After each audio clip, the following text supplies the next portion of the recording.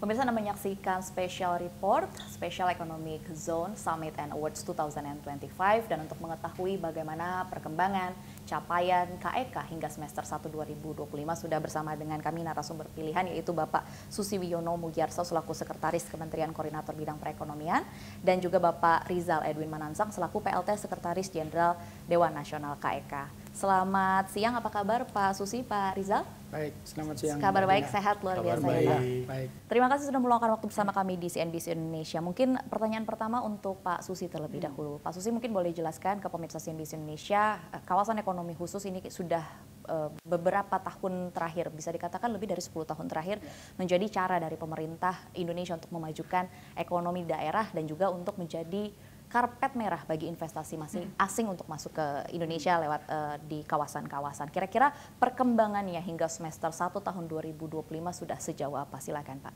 Ya, makasih Mbak Dina. Saya kira nih terima kasih sekali kesempatan yang sangat baik kita untuk menyampaikan progres dari salah satu instrumen pemerintah. Ini pilar utama di dalam mendorong pertumbuhan ekonomi dan juga menciptakan sumber-sumber pertumbuhan ekonomi yang baru melalui KEK. Nah, KEK ini secara regulasi kan sudah ada sejak tahun 2009, kemudian KEK pertama beroperasi itu seperti Tanjung Lesung dan sebagainya itu mulai 2012.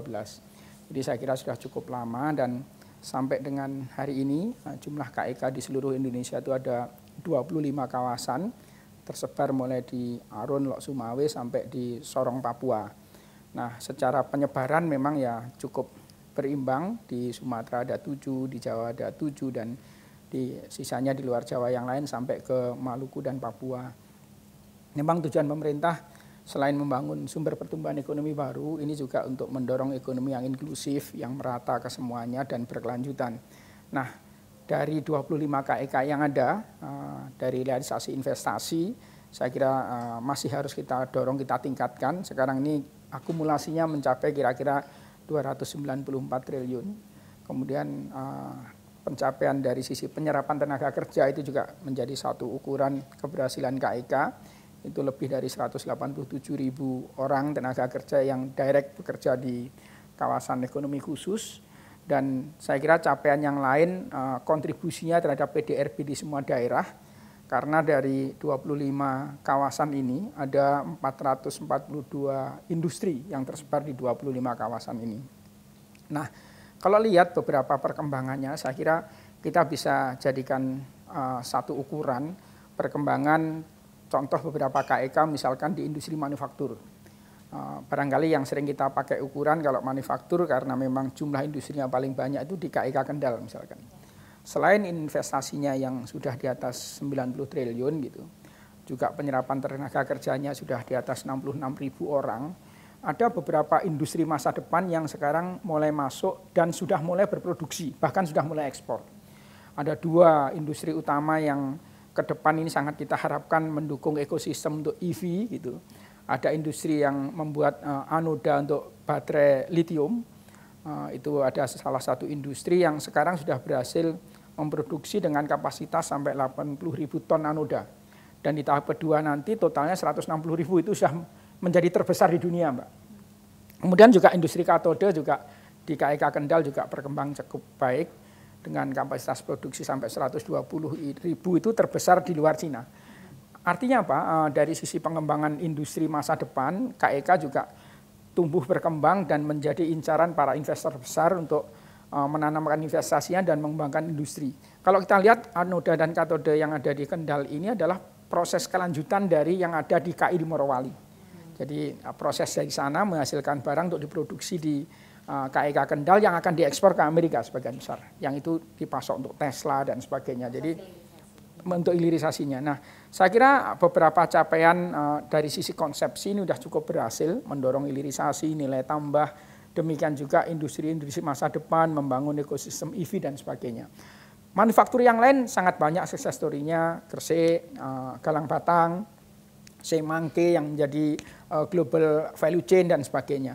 Kemudian di sektor yang lain di luar yang industri manufaktur, sektor jasa saya kira juga berkembang sangat baik. Kalau jasa pendidikan pasti kita melihatnya di KEK Singasari. Berbagai kampus dari UK juga sudah membuka program di sana, King College London, Queen Mary dan sebagainya. Bidang jasa yang lain kesehatan Sanur di Pak Presiden yang beberapa waktu lalu meresmikan KEK Kesehatan Sanur, saya kira prospeknya juga akan sangat baik. Artinya sampai hari ini perkembangan KEK dari ukuran capaian kinerja baik investasi, penyerapan tenaga kerja, kemudian industri maupun kontribusinya ke PDRB di daerah maupun PDB nasional, saya kira sangat baik dan sudah sejalan dengan apa yang ditargetkan oleh pemerintah. Oke, baik, terima kasih Pak Susi atas jawabannya. Mungkin pertanyaan saya selanjutnya kepada Bapak Rizal Edwin. Bagaimana Anda menggambarkan kehadiran KEK bagi dampaknya ke ekonomi daerah, memfollow up jawaban dari Pak Susi tadi bahwa sebenarnya memang kalau secara angka memang sudah ditunjukkan lewat PDRB, tapi kalau dari perspektif Anda sendiri bagaimana menggambarkan kontribusi KEK terhadap pertumbuhan ekonomi daerah? Silakan. Ya, tentunya dengan dikembangkannya KEK di satu daerah, kita berharap semoga pertumbuhan ekonomi perputaran ekonomi daerah itu sendiri akan lebih lancar, lebih meningkat ya. Contohnya misalnya di KEK Kendal, itu kan kita tahu bahwa tadi Pak Susi menyampaikan bahwa sudah sampai 90 triliun investasinya dan juga sudah menyerap tenaga kerja sampai 66.000. Nah, di situ juga menyebabkan juga perputaran ekonomi daerah situ juga makin lancar dan usaha-usaha khususnya UMKM juga makin berkembang di sana. Dan tahun lalu KEK Kendal itu menempati peringkat pertama untuk investasi untuk seluruh sektor di Jawa Tengah. Jadi satu provinsi Jawa Tengah itu KEK Kendal merupakan nomor 1 untuk tingkat investasinya. Nah, kemudian di KEK Gresik juga sebagai KEK yang memiliki tingkat investasi paling tinggi di Indonesia. Ini juga sudah 100 triliun lebih dan khususnya buat tenaga kerja. Ini menyerap banyak sekali tenaga kerja untuk konstruksi misalnya. Dan itu juga tenaga kerja berasal dari daerah sekitar KEK Gresik.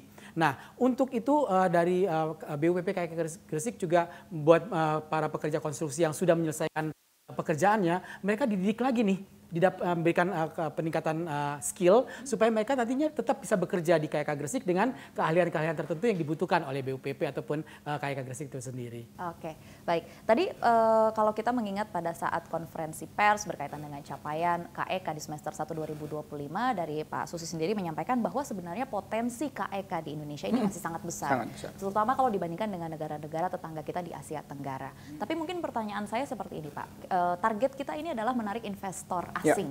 Artinya akan ada persaingan dengan negara-negara lain. Kira-kira apa upaya dari pemerintah untuk memastikan bahwa Indonesia menjadi negara pilihan target investasi di tengah persaingan yang luar biasa begitu di negara-negara Asia Tenggara?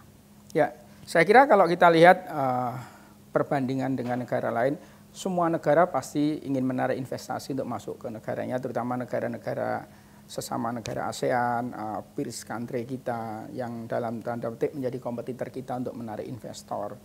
Kita lihat dari data yang ada gitu, kalau kita bandingkan dari sisi luasan lahan dan sebagainya kita masih jauh dibandingkan negara lain.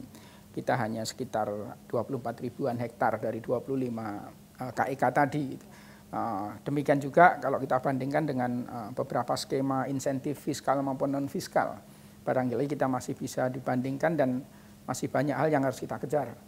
Di luar itu, di luar urusan masalah insentif, ada faktor lain yang juga sangat penting yang dipertimbangkan oleh investor. Biasanya adalah ketersediaan infrastruktur dan dukungan utilitas. Utilitas itu mulai ketersediaan listrik, air, kemudian gas dan sebagainya. Bagaimanapun kalau kita bandingkan misalkan yang paling dekat dengan SEC Johor Bahru misalkan. Itu kita juga masih harus ngejar betul betapa di sana memang utilitas sangat kompetitif dan insentif fiskal luar biasa. Namun kalau kita lihat potensi di kita juga masih sangat besar. Karena itu pemerintah untuk menjaga komitmennya supaya kawasan yang memang menjadi instrumen kita yang paling kita andalkan untuk menarik investasi ini supaya tetap bisa compete gitu. Satu dari sisi regulasi kita sedang menyiapkan perubahan PP 40 2021 mengenai penyelenggaraan KEK.